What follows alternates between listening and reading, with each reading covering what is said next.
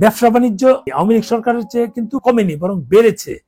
এটা যেহেতু বেড়েছে, তাহলে আমাদের ভিসার ক্ষেত্রে আমাদের উভয় দেশেরই এটা একটা সম্পর্ক বৃদ্ধি করা দরকার, যে ভিসার পরিমাণ বাড়ানো। ভারত কিন্তু পণ্য তারা কিন্তু অফ করেনি, বরং আরো বেশি পাঠিয়েছে, এক্সপোর্ট করেছে। বাংলাদেশের পণ্য অফ করেনি, বরং বেশি ইম্পোর্ট করেছে। ভারতের রাষ্ট্রপতির কাছে পরিচয়পত্র পেশ বাংলাদেশের নতুন হাই কমিশনারের, অর্থাৎ ভারতে নিযুক্ত বাংলাদেশের নতুন হাই কমিশনারের, এটা নিয়ে একটা নিউজ হয়েছে।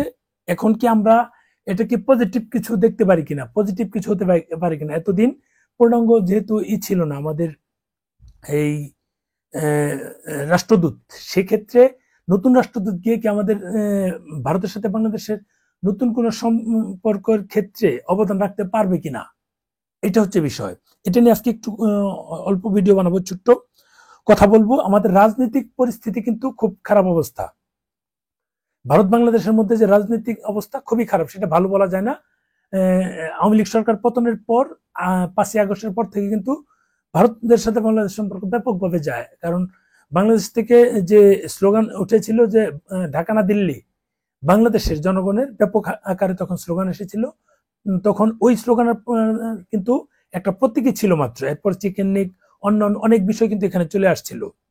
অন্যান্য বিষয় চলে আসার অর্থ হচ্ছে যে ভারতের সাথে বাংলাদেশের সম্পর্ক নাই, শুধু আওয়ামী লীগের সাথে ভারতের সাথে সম্পর্ক ছিল, এমনটাই বলা হচ্ছিল। যেহেতু বাংলাদেশের পট পরিবর্তন হয়েছে, সরকার পরিবর্তন হয়েছে, আওয়ামী লীগ ভারতের সাথে একটু মাখামাখি বেশি ছিল।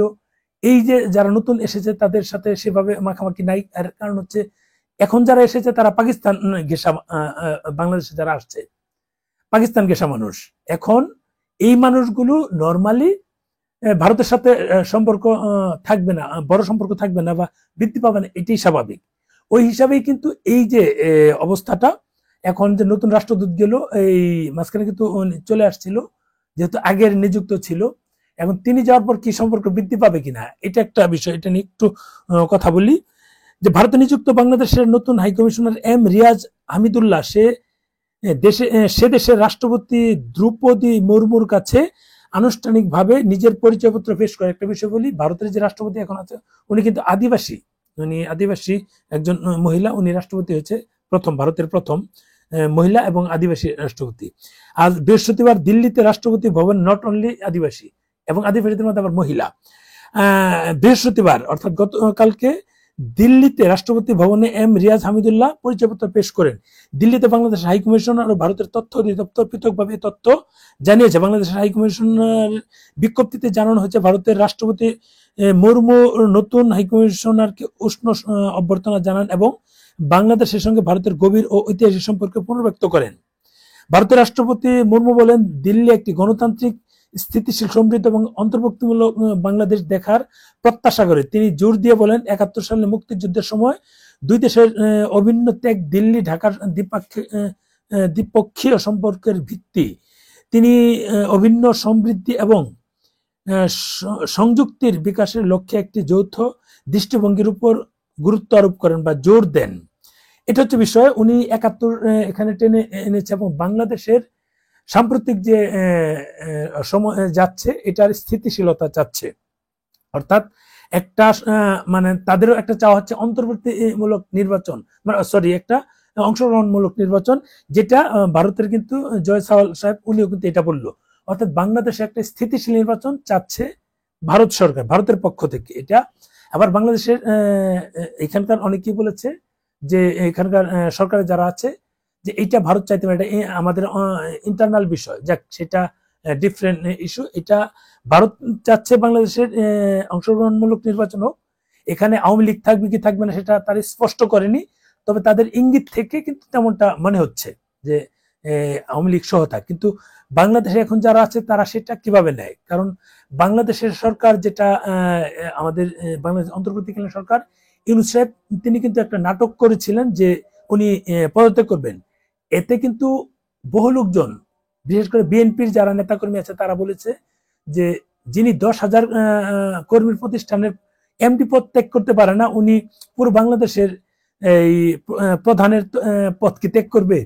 উনি কিন্তু এমন কথা বলেছে। এটা তো তার কথা কেউ গুরুত্ব দেয়নি, উনি এটা বলেছে। এখন আমার বিষয় হচ্ছে যে বাংলাদেশ ভারতের মধ্যে যেহেতু নতুন বাংলাদেশের রাষ্ট্রদূত ওখানে নিযুক্ত হয়েছে, উনি কি পারবে বাংলাদেশের সাথে পুনরায় সম্পর্ক স্থাপন করতে? উনি কি পারবে বাংলাদেশের সাথে যে এই এতদিন সম্পর্ক খারাপ ছিল সেটা কি নতুন করে বৃদ্ধি করতে, সম্পর্ক বৃদ্ধির ক্ষেত্রে সহযোগিতা করতে পারবে কিনা? উনি কি আমাদের যে বহুল প্রত্যাশিত টুরিস্ট ভিসা সেটা পারবে কিনা? আমাদের বহু লোকজন আছে যারা ডাবল এন্ট্রি ভিসার জন্য প্রতিদিন এত এত মানুষ নক দেয়। আমি কিন্তু আমার পেজে অলরেডি বলে দিয়েছি যে এই জিনিসগুলো যেন না থাকে, বিশেষ করে যারা মানে এই মানে কেউ যেন নক না দেয় ডাবল এন্ট্রি ভিসা চাচ্ছে, কারণ ডাবল এন্ট্রি ভিসার কাজ আমি করতে পারি না, আমি জানি না, স্লটও পাওয়া যায় না, যারা স্লট নেয় তারাও পাচ্ছে না। তার মানে এই লোকগুলো যাবে কোথায়? এদের তো ভিসার প্রয়োজন। এই লোক যারা আছে যাদের ভিসা প্রয়োজন তারা কোথায় যাবে? তাদের জন্য হলেও আমাদের যে নতুন রাষ্ট্রদূত উনি হয়েছেন, উনি যেহেতু আমাদের বাংলাদেশের প্রতিনিধিত্ব করবেন, উনি যেন ভারতের সাথে যেভাবে হোক এই বিষয়গুলো নিয়ে অন্তত আলোচনা করেন। নতুন রাষ্ট্রদূত বাংলাদেশের যে আমাদের বিশেষ করে ডাবল এন্ট্রি ভিসার ক্ষেত্রে যে একটা সমস্যা তৈরি হয়েছে, এই সমস্যাটা সমাধানের ক্ষেত্রে কতটুকু ভূমিকা রাখতে পারবে সেটা দেখার বিষয়। আমরা অপেক্ষা করছি উনি এটা নিয়ে কাজ কতটুকু করে, যদিও আগেই গিয়েছে, বাট ওনার পরিচয়পত্র রাষ্ট্রপতির কাছে পেশ করার জন্য সময় নিয়েছে। 14 না 15 তারিখে এই মে মাসের পরিচয়পত্র পেশ করার কথা ছিল, সেটা হয়নি। রাষ্ট্রপতির মাধ্যমে কিন্তু ওই দেশে ওনার মানে নিয়োগ দিয়ে থাকে। যেমন আমাদের দেশে আমাদের রাষ্ট্রপতির কাছে কিন্তু এসে ওনাদের, অর্থাৎ রাষ্ট্রের প্রধান, আপনি রাষ্ট্র পরিচালনা করছে প্রধানমন্ত্রী, অন্যান্য মন্ত্রীরা, বা রাষ্ট্রের প্রধান কিন্তু রাষ্ট্রপতি। যেখানে এই আমাদের এই দেশগুলোর গণতান্ত্রিক এই রিলেটেড দেশগুলো যেখানে আছে। যাক, আমার কথা হচ্ছে যে আমরা যারা দুই দেশের মধ্যে কমিউনিকেশন চাচ্ছি বৃদ্ধি হোক, আমরা যারা দুই দেশের মধ্যে ব্যবসা বাণিজ্য যেহেতু চলে বৃদ্ধি চাচ্ছি, আমরা যারা এই রিলেটেড মানে কাজ করি, বিজনেস করি, আমরাও তো চাচ্ছি যে স্বাভাবিক হোক। বাংলাদেশে যাদের প্রয়োজন তারা যাবে, যাদের প্রয়োজন তারা যাবে না। যাদের প্রয়োজন আছে তারা কোথায় যাবে? তারা তো চাইলে অন্য দেশে যেতে পারছে না। এই মানুষগুলোর জন্য প্রয়োজনীয়তাটা উভয় দেশ, আমাদের সরকার, ভারত সরকার, উভয় দেশ যেন এটা অন্তত মানে দ্রুত একটা পদক্ষেপ নেয় যে আমাদের দুই দেশের মাঝে রিলেশন বৃদ্ধি করে। ব্যবসা বাণিজ্য আগের চেয়ে কিন্তু বাড়েনি, আওয়ামী লীগ সরকারের চেয়ে কিন্তু বাড়েনি, কমেনি, বরং বেড়েছে। এটা যেহেতু বেড়েছে তাহলে আমাদের ভিসার ক্ষেত্রে আমাদের উভয় দেশেরই এটা একটা সম্পর্ক বৃদ্ধি করা দরকার, যে ভিসার পরিমাণ বাড়ানো। ভারত কিন্তু পণ্য তারা কিন্তু অফ করেনি, বরং আরো বেশি পাঠিয়েছে, এক্সপোর্ট করেছে। বাংলাদেশের পণ্য অফ করেনি, বরং বেশি ইম্পোর্ট করেছে।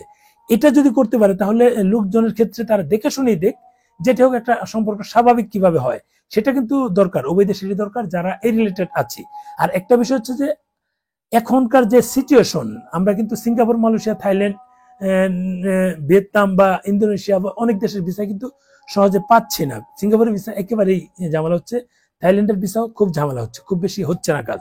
এখন যেহেতু কাজ হচ্ছে না, ইউটিউবটাতে আমার কন্টিনিউ এই আপডেট দিতে থাকবো। এখন সামগ্রিক সিচুয়েশন, সামগ্রিক পরিস্থিতি, অনেকে বলবে যে ভাই আপনি ট্রাভেলার মানুষ, এগুলো নিয়ে কি করেন? আমার ট্রাভেলার যদি দেশের স্থিতিশীলতা না আসে, নির্বাচন না আসে, ডিসেম্বরের মধ্যে যে বিএনপি বলছে একটা রুটম্যাপ দিয়েছে নির্বাচনের, এটা যদি হয় আমার মনে হয় এটা মানে সবার জন্য ভালো হবে। কারণ আমরা যারা ব্যবসায়িক পার্সন আছি, এখন বাংলাদেশের ইন্টারনাল অনেক ব্যবসায়ী কিন্তু অনেক কিছু বলছে যে তাদের এই প্রবলেম ওই প্রবলেম, বিদেশি বিনিয়োগকারীরা আসলে তারা গ্যাস, বাংলাদেশি ব্যবসায়ীরা গ্যাস পাচ্ছে না, বিদেশি বিনিয়োগকারীরা কিভাবে গ্যাস পাবে? এই এই আমাদের কাজগুলো যেহেতু স্বাভাবিকভাবে পরিচালিত হচ্ছে না, বিদেশিরা এসে কিভাবে করবে? তার মানে নির্বাচিত সরকারের প্রয়োজনীয়তাটা তারা অনেকে বলেছে ব্যবসায়ীদের, আমরাও সেটা বলছি। নির্বাচিত সরকার কবে দিলে ভালো হয়? আপনাদের যে এই ধরেন যে অনেকে বলছে সংস্কার, সংস্কার হোক, নিশ্চয়ই সংস্কারের প্রয়োজন আছে। সংস্কার যেহেতু এত বছর সংস্কার হয়নি, একচেটে যে ক্ষমতা আসে সেই আওয়ামী লীগ দীর্ঘদিন থেকে গেল, এটা পরিত্রাণ হওয়া দরকার। এখন এটাও অনেকেই বলছে যে এই সরকার তো যদি অনির্বাচিত থাকে, অনির্বাচিত থেকে আগামী 5 বছর থাকতে চায়, তাহলে তো সেটা এই মানে বিশ্বের কাছে কতটুকু গ্রহণযোগ্যতা পাবে? আমাদের আমরা যারা বিভিন্ন বিষয় নিয়ে কাজকর্ম করি, আমাদের ক্ষেত্রে কতটুকু মানে সহযোগিতা মূলক বিষয় তারা শেয়ার করতে পারবে, বা অন্য দেশের সাথে কতটুকু, মানে অন্য দেশ বাংলাদেশের সাথে এই অন্তর্বর্তীকালীন সরকারের সাথে কতটুকু মানে কমফোর্টলি কাজ করবে বা চুক্তি করবে কি করবে না, সেটাও কিন্তু একটা দেখার বিষয়। যাক, এত বিষয় শেয়ার করে লাভ নাই। আপনারা এখন থেকে আমি রাজনৈতিক বিষয় নিয়ে কথা বলবো। যদি আপনাদের মনে হয় যে আমার ট্রাভেল রেখে এটার কথা বলা ঠিক না, এটা আপনারা কমেন্টস করতে পারেন। আর যদি কেউ মনে করেন যে আমি কি কি বিষয় নিয়ে কথা বলতে পারি বা কি বিষয় আমার এখানে বলা প্রয়োজন, আপনারা বলুন, আমি কন্টিনিউ এটা কাজ করব। কারণ এখন ট্রাভেল একেবারে নেই, মাসে একটা, এই মাসে আমার জুন মাসে কিন্তু ট্রাভেল ছিল না, মে মাসে, জুনে একটা আছে। যেহেতু কাজ নাই, কি করব, ব্লগ বানানো বা ঘোরাঘুরি সেটাও কিন্তু হচ্ছে না। আমি চাচ্ছি এখন এই রাজনৈতিক কিছু বিষয় নিয়ে আমাদের রিলেটেড চেষ্টা করব বিষয় নিয়ে কাজ করার জন্য।